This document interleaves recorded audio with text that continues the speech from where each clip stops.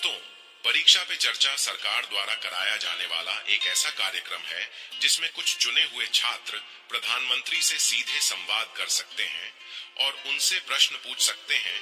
यह कार्यक्रम प्रतिवर्ष होता है। इस वर्ष की परीक्षा पे चर्चा थोड़ी अलग थी। जहां पहले केवल परीक्षा की बात होती थी, वहीं इस बार छात्रों के अंदर की आवाजें भी सुनाई दी, खासकर उन आवाजों को जो सामान्यतः दबा दी जाती हैं। इन्हीं आवाजों में से एक थी एक दलित छात्रा की आवाज। वह कोई मशहूर चेहरा नहीं थी, न किसी बड़े शहर से, न किसी महंगे स्कूल से, लेकिन उसके सवाल में जो आग थी वह पूरे देश में चर्चा का विषय बन गई। उसने प्रधानमंत्री से 5 ऐसे प्रश्न पूछे जिसने कार्यक्रम में उपस्थित सभी लोगों के साथ साथ पूरे देश को हिलाकर रख दिया। यह लड़की उत्तर भारत के एक छोटे से गांव से आई थी।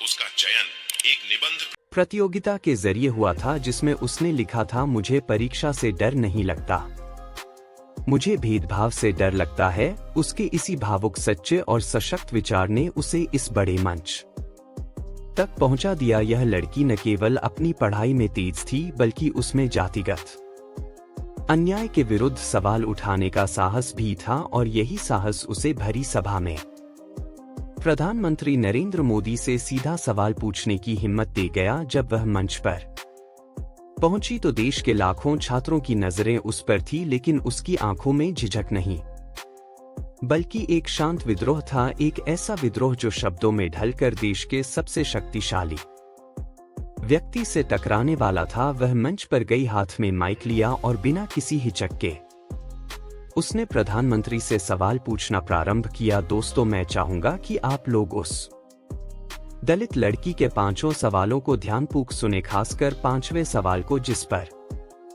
प्रधानमंत्री भी कुछ समय के लिए खामोश होकर लड़की के चेहरे की तरफ देखते रहे और उनके पास उस समय बोलने के लिए शब्द नहीं थे। तो चलिए शुरू करते हैं। लड़की ने पहला सवाल पूछा, सर, आप कहते हैं मेहनत सबको आगे ले जाती है, लेकिन जब मेरी मेहनत को लोग आरक्षण की देन कहते हैं, तो क्या मुझे संविधान से शर्म आनी चाहिए? लड़की ने सवाल पढ़ा नहीं, उसने जिया हुआ दर्द बोला। आवाज में कांपते शब्द नहीं थे, बल्कि एक नुकीली स्पष्टता थी। आंखें सीधी प्रधानमंत्री की आंखों में, और पूरा देश जैसे उस नजरे की गवाही दे रहा था। यह सवाल सुनते ही जैसे समय रुक गया। प्रधानमंत्री नरेंद्र मोदी की आंखों में एक क्षण को स्थिरता आ गई, चेहरे पर कोई त्वरित प्रतिक्रिया नहीं, शायद इसलिए कि यह सवाल सीधा तंत्र पर नहीं, समाज की सोच पर हमला था। वह लड़की कह रही थी, मैं मेहनत करती हूँ, दिन रात पढ़ती हूँ, किताबों में डूब जाती हूँ, आंसू बहाकर तैयारी करती हूँ, और जब मैं सफलता पाती हूँ तो मुझसे कहा जाता है, तू तो आरक्षण से पास हुई है। यह बात सिर्फ उस लड़की की नहीं थी, यह बात देश के लाखों दलित पिछड़े विद्यार्थियों की थी, जिनकी मेहनत को हमेशा एक लेबल से कमजोर बना दिया जाता है। प्रधानमंत्री ने कुछ सेकंड का विराम लिया, उनकी आंखों में विचारों की लहरें साफ दिख रही थी। फिर उन्होंने माइक उठाया और कहा, तुमने जो पूछा है वह आज के भारत की सबसे जरूरी सच्चाई को उजागर करता है। मेहनत किसी की बपौती नहीं होती, और सफलता का सम्मान हर वर्ग, हर जाति को मिलना चाहिए। अगर तुम्हें कोई यह कहता है कि तुम्हारी मेहनत आरक्षण की देन है, तो वह दरअसल अपनी सोच की हार छुपा रहा है। संविधान तुम्हें हक देता है, और समाज को जिम्मेदारी की वह तुम्हारी मेहनत को इज्जत दे। तुम संविधान से नहीं, उस सोच से शर्मिंदा होने दो जो जाति के चश्मे से काबिलियत को नापती है। सभा में तालियां बजी, लेकिन वह लड़की सिर झुकाकर खड़ी रही, जैसे उसे तालियों की नहीं, समाज के बदलते रवैये की प्रतीक्षा थी। यह पहला सवाल था, लेकिन इतना गहरा कि उस दिन के कार्यक्रम की आत्मा बन गया। अब बारी थी दूसरे सवाल की, और यह और भी तीखा था। लड़की ने दूसरा सवाल पूछा, जब मैं स्कूल जाती हूँ तो सबसे पहले मेरा नाम नहीं, मेरी जात पूछी जाती है। सर, क्या यह मेरी पढ़ाई की परीक्षा है या समाज की जाति नीति की? लड़की ने दूसरा सवाल कुछ इस तरह पूछा जैसे वह सिर्फ एक वाक्य नहीं बोल रही थी, बल्कि वह अपने बचपन की हर सुबह, हर दोपहर हर अपमान, हर नजर और हर आह को शब्दों में ढाल रही थी। यह सवाल जितना सरल दिखता है उतना ही गहरा और तीखा है। उस लड़की ने अपनी बात में वह दर्द समेटा था जिसे देश की लाखों दलित बच्चियां हर रोज झेलती हैं। स्कूल जाने से पहले, रास्ते में, क्लासरूम में, लंच ब्रेक में, हर जगह उन्हें उनकी पहचान से नहीं उनकी जात से पहचाना जाता है।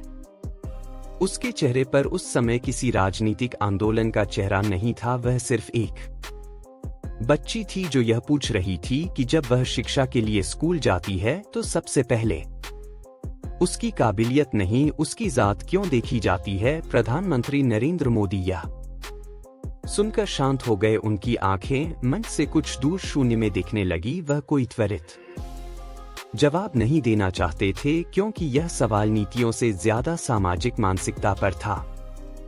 उन्होंने धीरे से माइक उठाया और बोले, बेटी, तुम्हारा सवाल हमारे समाज की सोच का आईना है। स्कूल एक ऐसा स्थान होना चाहिए जहां बच्चे खुद को आजाद महसूस करें, जात, धर्म, वर्ग से परे। लेकिन अगर कोई शिक्षक या छात्र तुम्हारे साथ ऐसा व्यवहार करता है तो यह सिर्फ शिक्षा का अपमान नहीं है, यह उस संविधान की भावना का भी अपमान है जिसने तुम्हें समान अधिकार दिया है। मैं सिर्फ प्रधानमंत्री नहीं, एक शिक्षक भी रहा हूं और मुझे यह सुनकर शर्म महसूस होती है कि आज भी हमारे स्कूलों में यह भेदभाव जिंदा है। मैं वादा करता हूं कि यह सवाल सिर्फ इस मंच तक सीमित नहीं रहेगा। सभा में सन्नाटा छाया रहा, जैसे सबके अंदर कुछ हिल गया हो। यह वह सवाल था जो हर घर में पूछा जाना चाहिए, हर शिक्षक को सुनना चाहिए और हर समाज को सोचने पर मजबूर करना चाहिए। लड़की अब भी चुप खड़ी थी, लेकिन उसकी आंखों में आत्मविश्वास पहले से कहीं ज्यादा था। वह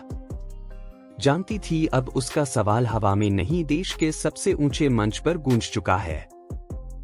और अब बारी थी तीसरे सवाल की, जो एक सवाल नहीं, एक कठोर सच्चाई की मार थी। लड़की ने तीसरा सवाल पूछा, सर, जब कोई दलित बच्चा टॉपर बनता है तो लोग कहते हैं आरक्षण से पास हुआ, लेकिन जब वही बच्चा गटर में मरता है तो देश चुप क्यों हो जाता है? अब मंच पर केवल एक छात्रा नहीं खड़ी थी, अब वह अनगिनत चुप कर दिए गए बच्चों का चेहरा बन चुकी थी। तीसरा सवाल आया तो सभा में हवा भी जैसे भारी हो गई। सवाल ऐसा था कि कोई भी इसे सामान्य नहीं कह सकता था। यह सीधा समाज की दोहरी मानसिकता को उजागर करने वाला सवाल था। यह सवाल समाज की उस गहरी खाई को उजागर करता है जिसमें एक दलित बच्चा जब ऊंचाई पर पहुंचता है तो उसकी काबिलियत को शक से देखा जाता है, लेकिन जब वही बच्चा गटर की सफाई करते हुए या सीवर में दम घुटने से मर जाता है तब समाज, मीडिया और सत्ता सब खामोश हो जाते हैं। लड़की की आंखें अब भी स्थिर थी, लेकिन उसकी आवाज में कंपन था, दर्द का, सच्चाई का और सवाल करने की हिम्मत का। प्रधानमंत्री नरेंद्र मोदी अब थोड़े असहज दिखाई दिए। यह सवाल कोई ऐसा मुद्दा नहीं था जिसे किसी सामान्य जवाब से निपटाया जा सके। यह सवाल था अन्याय की स्वीकृति पर चोट। उन्होंने माइक उठाया और थोड़ा रुककर कहा, तुम्हारा सवाल समाज की गहराई तक जाता है और यह हमारी संवेदना की परीक्षा लेता है। अगर एक बच्चा पढ़ाई करता है, टॉप करता है और हम उसे आरक्षण की संख्या से ही नापते हैं तो हम उसकी मेहनत और हमारे संविधान दोनों का अपमान करते हैं। और अगर हम उसकी मौत पर चुप रहते हैं तो यह चुप्पी कहीं ना कहीं हमारी भी जिम्मेदारी बन जाती है। हर जीवन की कीमत है और किसी की भी मृत्यु, चाहे वह किसी भी वर्ग से हो, समाज की हार होनी चाहिए। इस जवाब में प्रधानमंत्री की आवाज पहले जैसी दृढ़ नहीं थी। शायद वह भी जान चुके थे इस सवाल का कोई ऐसा उत्तर नहीं है जो उस लड़की की आंखों को संतुष्ट कर सके।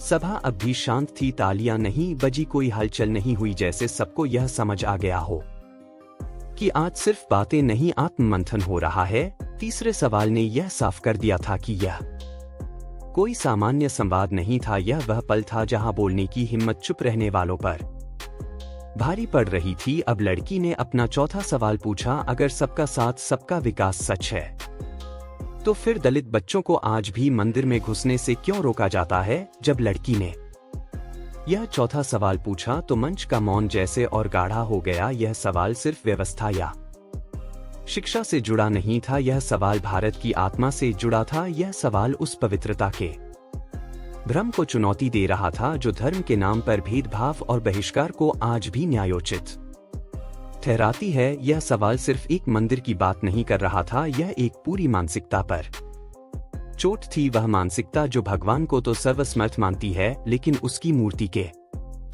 सामने खड़े किसी मासूम को जाति के आधार पर बाहर कर देती है। उस लड़की की आवाज में अब तक जो संयम था वो इस सवाल के साथ थोड़ा कांप उठा। शायद यह उसकी अपनी जिंदगी की कोई गहरी चोट थी जो आज सबके सामने आ गई थी। प्रधानमंत्री मोदी थोड़ी देर तक चुप रहे।